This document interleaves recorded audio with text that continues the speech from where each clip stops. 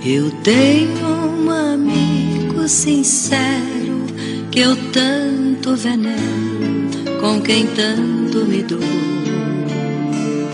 É meu professor, meu parceiro, meu bom companheiro e muito me ajudou. Me ensina a ser caridoso, a não ser orgulhoso e a orar sempre a Deus. E quando eu tenho um dilema, resolvo o problema com os conselhos seus. E quando eu tenho um dilema, resolvo o problema com os conselhos seus. Evangelho de luz, Evangelho perdão, Evangelho Jesus, és a minha salvação. Evangelho de luz, Evangelho perdão, Evangelho Jesus, és a minha salvação. E quando a angústia revolta, eu não acho a porta, não vejo a solução. É Ele, o amigo adorado, que está sempre ao meu lado e me traz a consolação. Se choro ou preciso socorro, a Ele recorro e por feliz me dou. Ele é o Evangelho novo, é a mensagem que ao povo o Cristo deixou. Ele é o Evangelho novo, é a mensagem que ao povo o Cristo deixou. Evangelho de luz, Evangelho perdão, Evangelho Jesus, és a minha salvação. Evangelho de luz,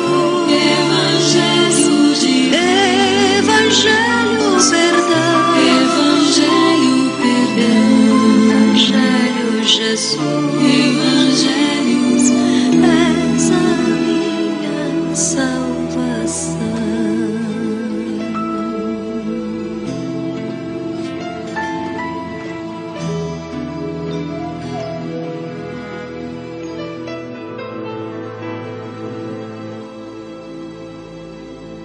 Boa noite. Vamos continuar o nosso estudo acompanhando as palavras do nosso irmão Hamed, revivendo os ensinamentos do nosso Mestre Jesus, tão importantes para a nossa caminhada espiritual. Estejamos sempre atentos aos simbolismos que Hamed traz nas suas palavras, porque na verdade todos nós temos um pouquinho de cada um desses personagens que ele está trazendo nas histórias dele. Então, entrando em contato com o nosso Mestre Jesus, pedimos que o seu manto de luz jorre essa luz crística nos lares de todos nós, que seus mensageiros estejam aqui presentes, nos inspirando, nos amparando. Assim pedimos autorização para o início do nosso encontro de hoje. Graças a Deus. Vamos ver hoje o que o irmão Hamed está aqui nos trazendo. Muito importante sempre é que a gente entenda que ele traz aquilo que nós precisamos ouvir, porque de alguma maneira nós sempre temos um pouquinho, né, desses atributos ou dessas viciações, essas preocupações, enfim. Sempre temos alguma coisa a aprender no nosso dia a dia. Hoje eu trouxe uma passagem que diz respeito a que a gente vai trabalhar hoje. Hamed disse para nós que a espiritualidade não nos aprecia ou nos julga com o cetro da perfeição. Ao contrário, leva em conta as limitações da nossa condição evolutiva. Ela procura sempre estabelecer o equilíbrio da justiça, pedindo a quem muito sabe e pouco exigindo daquele que quase nada conhece. Então, a gente está sendo julgado, na verdade, né? A gente não é julgado, mas é observado em função daquilo que a gente está aprendendo e o que está construindo com o que está aprendendo. Se eu estou aprendendo muito e não construo nada, claro, eles vão exigir mais. Mas se eu não consigo aprender muito, por alguma razão minha, ou da própria conveniência da vida, é claro que eu não vou querer apresentar a mesma coisa de uma pessoa que já tem um amplo conhecimento, às vezes é da mesma situação. É isso que ele está falando. Ninguém vai ser julgado pela perfeição, porque perfeito nós só vamos ser enquanto espíritos lá, quando chegarmos na plenitude. Que a perfeição absoluta só temos na inteligência suprema, essa que construiu todo o universo. Ao contrário, ainda não podemos chegar lá nem pensar nessa perfeição absoluta. Mas vamos ser perfeitos sim, todos nós, né? Hoje nós vamos trabalhar o capítulo 21, que fala de perfeccionista, o retrato do perfeccionista. E traz a passagem de Coríntios. Cada um dê conforme determinou em seu coração, não com pesar ou por obrigação, pois Deus ama quem dá com alegria. Então veja bem, se nós no nosso coração temos coisas para dar, vamos dar com alegria. Não com pena, não por obrigação, não por imposição. Mas aquilo que está no meu coração e que eu sei que eu posso doar, que eu posso trocar, eu preciso fazer isso com amor, com alegria, senão não vale, senão não tem valor. Mas existem pessoas que querem dar sempre mais do que podem. E é exatamente delas que nós vamos falar hoje. O retrato do perfeccionista. Essa metáfora, trazendo o retrato do perfeccionista, ela reúne, combina traços psicológicos e sinais particulares. Então, além do psiquismo, também existe um processo de aprendizagem, de educação, de habilidade, que são os sinais particulares. Eu não posso exigir de mim muito numa situação que eu nem aprendi. Mas, às vezes, quando eu aprendi, eu quero o máximo, eu quero ir ali pontinho por pontinho. Isso é o exagero da exigência de perfeição. Aqui eles também estão dando ênfase no jeito de pensar e agir diante do mundo que a pessoa vive. Modo de pensar, eu quero perfeito, isso ainda está torto. Isso aqui eu não sei, então não vou nem tentar fazer. Porque também acaba não aprendendo, né? Mas se sabe fazer alguma coisa, só sei até ali, faz até ali, ponto. Não tem que exigir fazer mais. E se você sabe fazer uma casinha, para que ficar medindo exatamente a alturinha da casa, a alturinha da árvore, a alturinha do boneco? E se você tem uma condição, por exemplo, de criança, claro que as coisas não vão sair iguais a um desenho de adulto. Mas muitas vezes o adulto também vai fazer um desenho que parece infantil.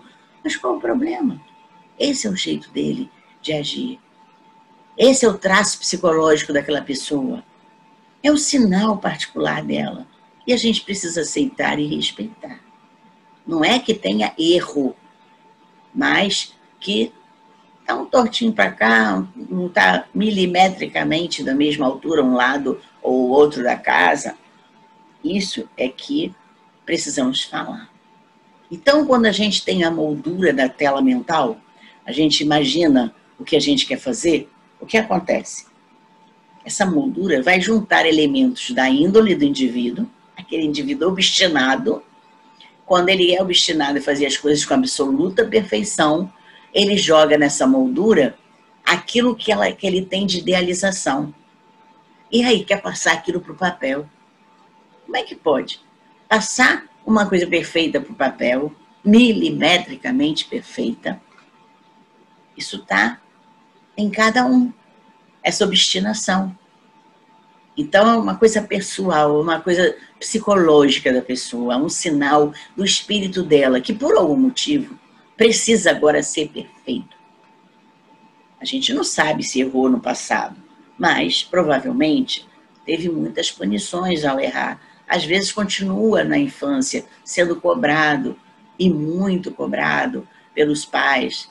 A sociedade também às vezes cobra muito da gente, e a gente fica assim, com essa moldura mental perfeccionista. A matéria-prima do perfeccionista, ela é constituída de posturas, ideias e atitudes. Quais são essas ideias, posturas e atitudes? Da onde sai essa obstinação? Qual é o produto dessa obstinação? Nós vamos ver cada um deles. Estrutura e organiza seu dia a dia como se fosse uma estante de livros. Então, eu tenho aqui os livros de um autor, ali os livros de outro autor, boto tudo por tamanhinho, se puder faz até por cor. E aí o meu dia a dia eu posso organizar assim? Eu posso estruturar meu dia e botando tudo numa prateleira, selecionando. Ah, olha só, eu tenho um avião para fazer. O avião é com A. Eu tenho uma farofa com F. Então eu vou botar o avião primeiro, a farofa depois, porque dentro da ordem alfabética, avião vem antes de farofa. Agora eu estou na cozinha. Estou lá acabando meu café, já tenho todos os instrumentos para fazer a minha farofa. Mas eu organizei, eu estruturei meu dia, que eu primeiro tenho que fazer o avião. Mas o avião eu tenho que sair de casa, eu tenho que ir lá no meu trabalho fazer o avião. Em casa eu tenho a farofa. Então tem pessoas que não admitem fazer essas mudanças. Uma outra matéria-prima é o trabalho sem interrupção. O trabalho para as pessoas perfeccionistas é o lazer preferido.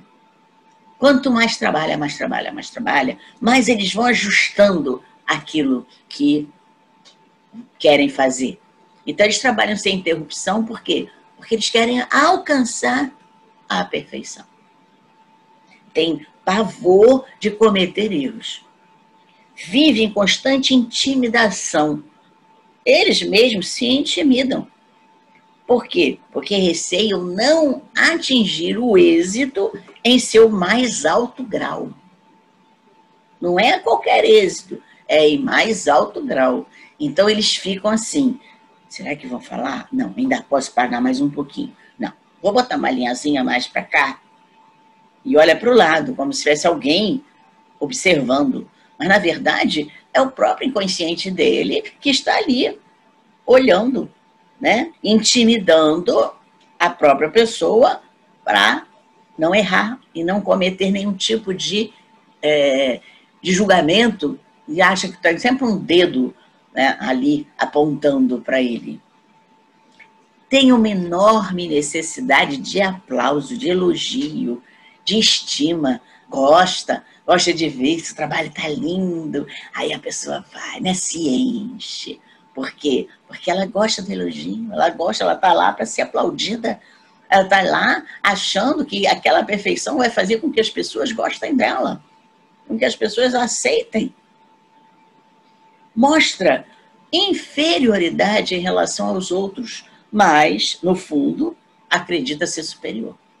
Então, na frente das pessoas, ela, isso eu não sei. Não sei se eu vou saber não, hein? Mas aí quando pega o trabalho, dentro dela diz assim, eu vou até o final, eu vou conseguir. Às vezes não sabe mesmo, mas não dá sinal de que precisa de ajuda. São pessoas endurecidas para pedir ajuda. Então, eu estou sempre olhando o outro com menos-valia para mim, porque eu estou exigindo tanto de mim que eu nunca vou chegar ao patamar do outro que está lá fazendo uma coisa boa. Eu acho que eu preciso ultrapassar. Então, eu estou aqui comigo mesmo me achando superior. Mas com relação aos outros, eu estou sempre achando que está faltando alguma coisa. Aqui no meu está faltando alguma coisa. Ele está falando lá a mesma coisa. Eu estou fazendo o mesmo objeto, eu estou construindo o mesmo projeto, mas o meu está sempre faltando alguma coisa. Por quê? Porque eu não acredito que eu tenha alcançado aquilo que o outro alcançou. Está sempre se desculpando, sempre se justificando pelos seus erros. E isso é insistente. Desculpe, olha, eu fiz isso aqui para você, mas você desculpe, tá? Estava muito atarefada, então por isso não deve ter saído uma coisa muito boa, não. Está fazendo uma coisa para o outro, um presente para o outro, mas está sempre se desculpando. Por quê? Porque não saiu como aquele molde mental criou. E aí é complicado. Espera sempre em demasia a consideração alheia. Claro, gosta de aplausos, gosta de elogios. Então, ele fica esperando que o outro também tenha consideração. E se você pegar um objeto que aquela pessoa fez e disser, aí, esse verde está diferente desse, é isso mesmo? Pronto, acabou a pessoa. Não tem essa, ele fica zangado. Puxa, você é crítico, hein? Caramba, não dá uma chance. Mas no final das contas ele está ruído por dentro, porque ele não aceita em nenhum momento esse tipo de observação. Supõe estar sempre com a razão. É claro, porque ele não suporta que alguém diga que ele está enganado. Então, para ele está sempre com a razão. E ponto final. Dramatiza problemas, dramatiza conflitos. Tudo é proporcionalmente enorme em relação a todo mundo. Então, ele é o pior, ou então a vida dele é confusa. Ai, deu tanto problema para eu fazer isso, e aí ele faz um drama para justificar qualquer deslize que possa ter naquele processo que ele está fazendo. Resiste às ideias e conceitos novos, claro, porque ele quer a zona de conforto do que ele já sabe, que ali ele não erra. Aquela história, mais vale o que já é conhecido do que o novo.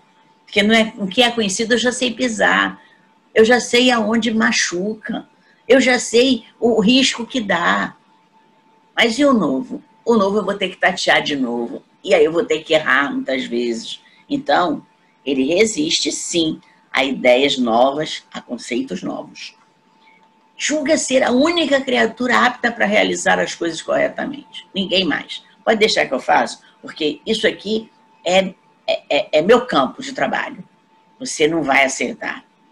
Então, com isso, ele se sobrecarrega.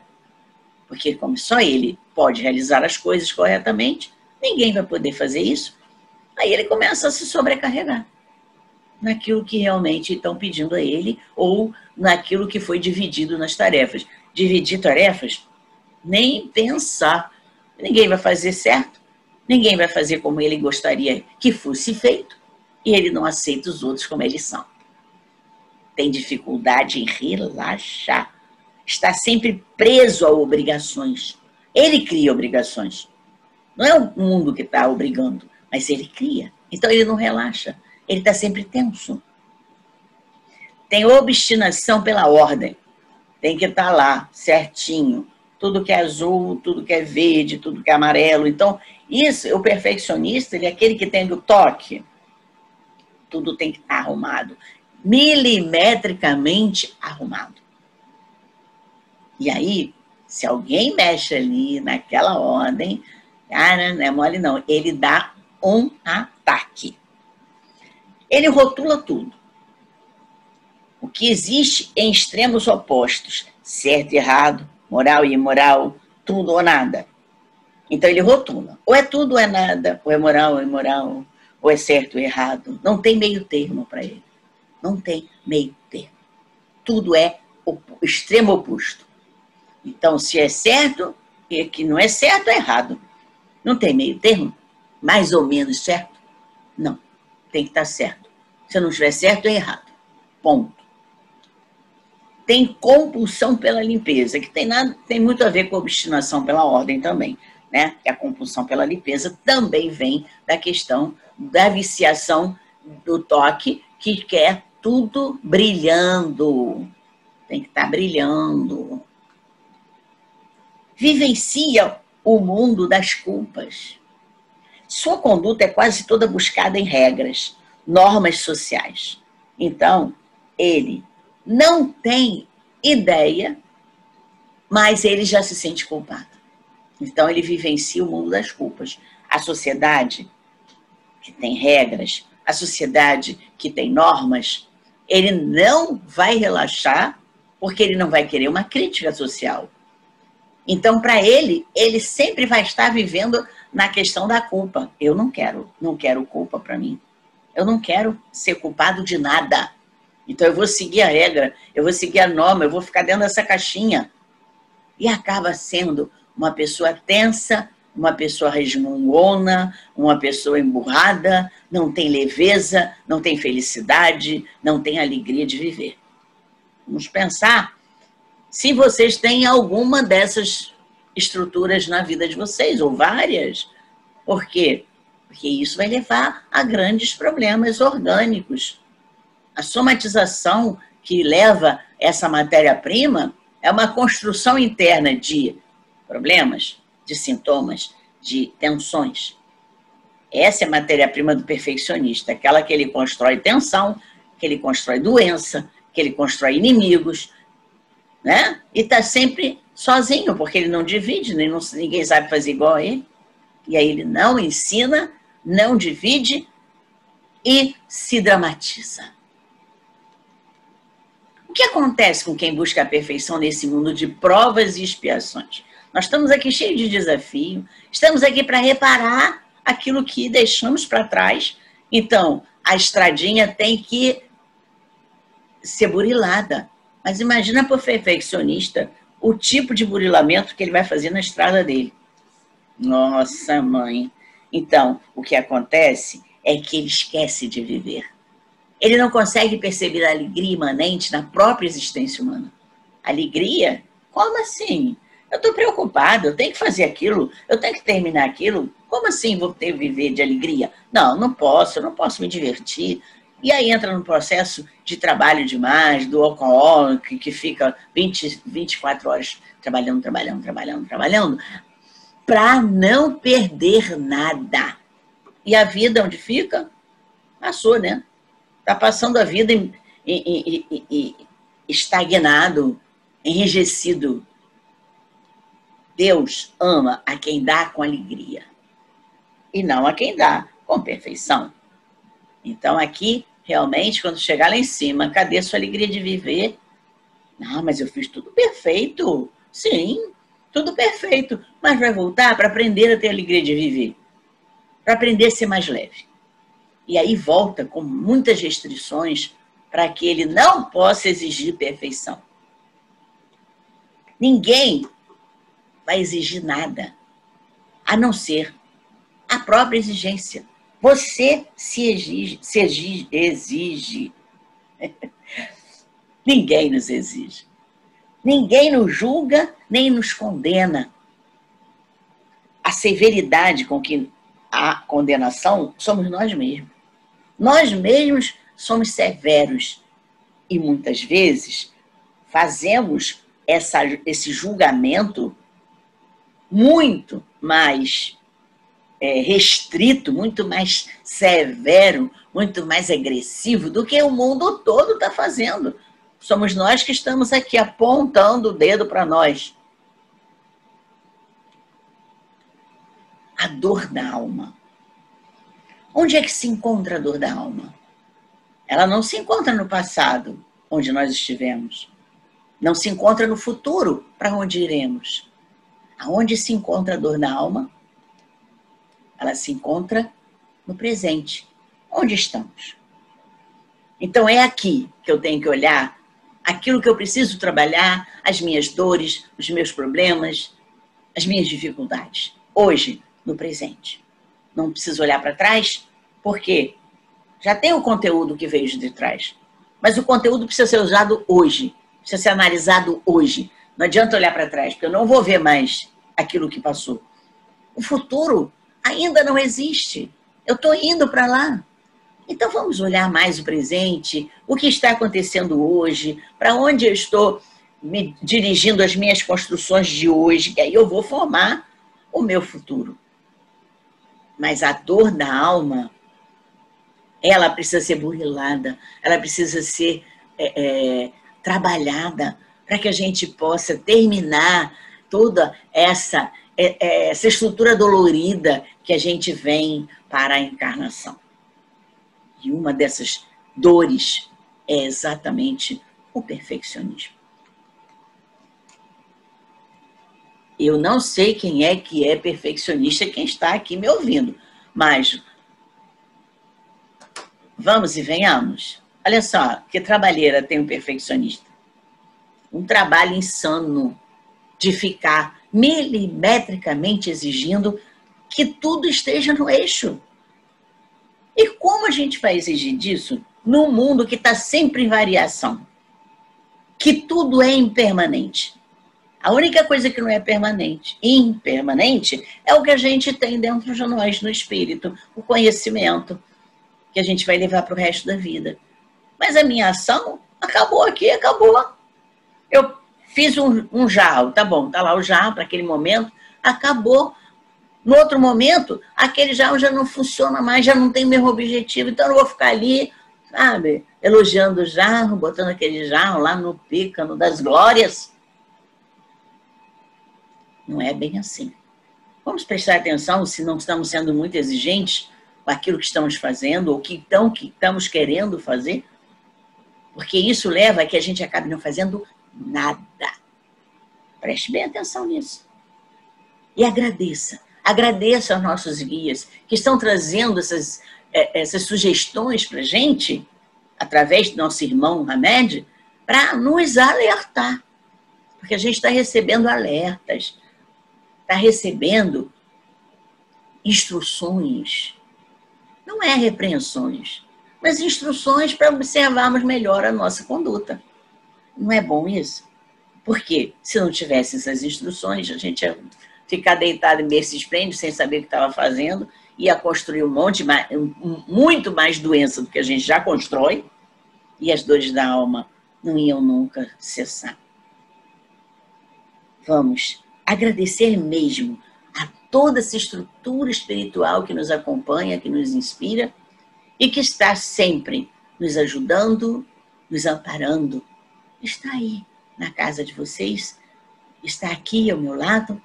Por quê? Porque nós nunca somos desamparados. Ninguém é desamparado. Assim, agradecemos toda a atenção do plano espiritual, agradecemos a atenção de vocês que estão nos acompanhando e pedimos autorização para que nós possamos encerrar o nosso encontro de hoje. Graças a Deus.